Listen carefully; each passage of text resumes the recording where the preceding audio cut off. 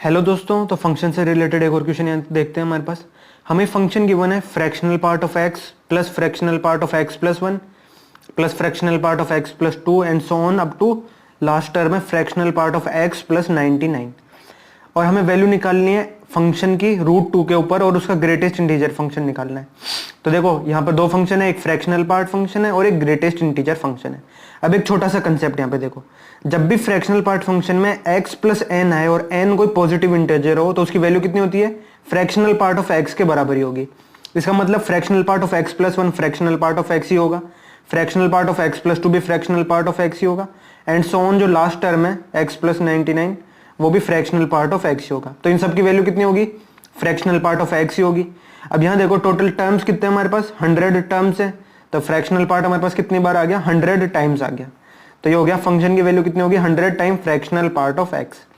अब हमें फंक्शन की वैल्यू √2 पे निकालनी है, तो f एट √2 निकालेंगे और फिर उसका हम ग्रेटेस्ट इंटीजर फंक्शन ले लेंगे।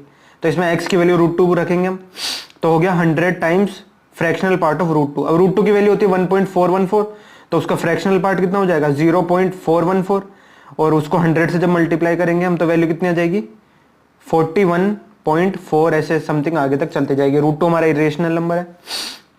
अब इसका हम क्या करेंगे, ग्रेटेस्ट इंटीजर फंक्शन लेंगे।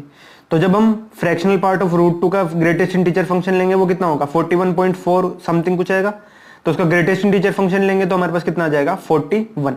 तो यही इस क्वेश्चन का आंसर होगा हमारे पास 41। देखो हमारे पास फंक्शन की √2 पे वैल्यू कितनी आ रही है 41.4 और समथिंग कुछ आगे आ रही है, क्योंकि √2 हमारा इरेशनल नंबर तो डेसिमल के बाद 4 आ रहा है।